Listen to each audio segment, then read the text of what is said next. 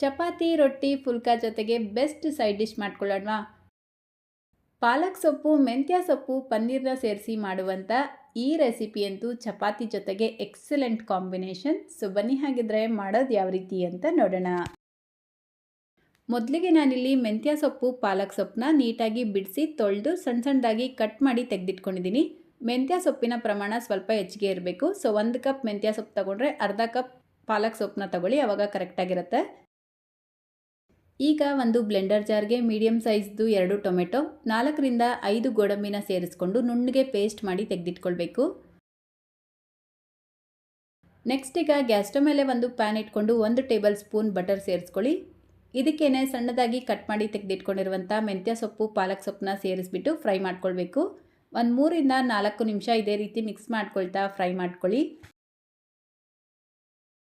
ನೋಡಿ 3-4 ನಿಮಿಷಕ್ಕೆ ಸೊಪ್ಪು ಫ್ರೈ ಆಗಿರುತ್ತೆ. ಇದನ್ನು ಮತ್ತೊಂದು ಪ್ಲೇಟ್ಗೆ ಹಾಕಿ ತೆಗೆದಿಟ್ಕೊಳ್ಬೇಕು.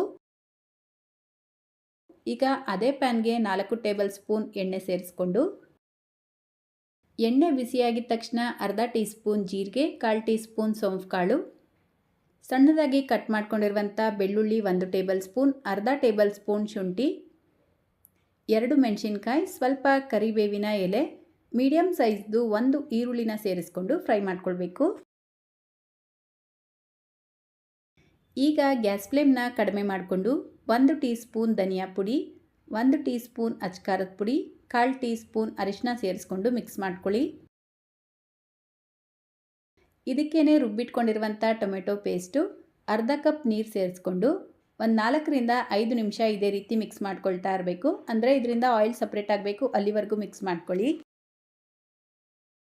ನೋಡಿ 4-5 ನಿಮಿಷಕ್ಕೆ ಟೊಮೆಟೊಲಿರುವಂಥ ರಾ ಸ್ಮೆಲ್ ಕಂಪ್ಲೀಟಾಗಿ ಹೋಗಿ ಈ ರೀತಿ ಎಣ್ಣೆ ಸಪ್ರೇಟ್ ಆಗಿರುತ್ತೆ.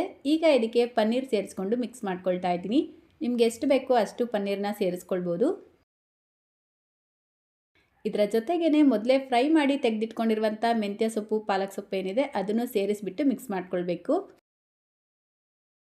ಈಗ ರುಚಿಗೆ ತಕ್ಕಷ್ಟು ಉಪ್ಪು ಸೇರಿಸ್ಕೊಂಡು ಮತ್ತೆ ಒಂದು 5 ನಿಮಿಷ ಇದನ್ನು ಕುದಿಸ್ಕೊಳ್ಬೇಕು. ಮತ್ತೆ ನೀರು ಸೇರಿಸ್ಕೊಳ್ಳೋದು ಬೇಡ. ನೋಡಿ 4-5 ನಿಮಿಷಕ್ಕೆ ಸ್ವಲ್ಪ ಗಟ್ಟಿಯಾಗಿರುತ್ತೆ. ಈ ಕನ್ಸಿಸ್ಟೆನ್ಸಿ ಇದ್ದರೆ ಸಾಕು. ಈಗ ಲಾಸ್ಟಲ್ಲಿ 1 ರಿಂದ 2 ಟೇಬಲ್ ಸ್ಪೂನ್ ಫ್ರೆಶ್ ಕ್ರೀಮ್ ಅಥವಾ ಹಾಲಿನ ಕೆನೆ ಸೇರಿಸ್ಕೊಳ್ಬೋದು. ಈ ರೀತಿ ಫ್ರೆಶ್ ಕ್ರೀಮ್ ಅಥವಾ ಹಾಲಿನ ಕೆನೆ ಸೇರಿಸ್ಕೊಳ್ಳೋದ್ರಿಂದ ಗ್ರೇವಿ ತುಂಬಾ ಟೇಸ್ಟಿಯಾಗಿರುತ್ತೆ. ಇದ್ರೆ ಮಿಸ್ ಮಾಡ್ದಿರ ಸೇರಿಸ್ಕೊಳ್ಳಿ. ಸೊ ಅಷ್ಟೇ, ಈಗ ತುಂಬ ಟೇಸ್ಟಿಯಾಗಿರುವಂಥ ಮೇಥಿ ಚಮನ್ ರೆಡಿಯಾಗಿದೆ. ಚಪಾತಿ ಜೊತೆಗಂತೂ ಎಕ್ಸಲೆಂಟ್ ಕಾಂಬಿನೇಷನ್. ಸೊ ಟ್ರೈ ಮಾಡ್ತೀರಾ ಅಲ್ವಾ? ಇವತ್ತಿನ ರೆಸಿಪಿ ಇಷ್ಟ ಆಗಿದ್ದರೆ ಲೈಕ್, ಶೇರ್, ಕಮೆಂಟ್ ಮಾಡೋದನ್ನು ಮರಿಬೇಡಿ. ಚಾನಲ್ನ ಹೊಸದಾಗಿ ನೋಡ್ತಾ ಇದ್ದರೆ ಸಬ್ಸ್ಕ್ರೈಬ್ ಮಾಡ್ಕೊಳ್ಳಿ. ಫೇಸ್ಬುಕ್ಕಲ್ಲಿ ನೋಡ್ತಾ ಇದ್ದರೆ ಫಾಲೋ ಮಾಡಿ ಅಂತ ಹೇಳ್ತಾ ಮತ್ತೊಂದು ರೆಸಿಪಿಯೊಂದಿಗೆ ಮತ್ತೆ ಸಿಗೋಣ. Thank you.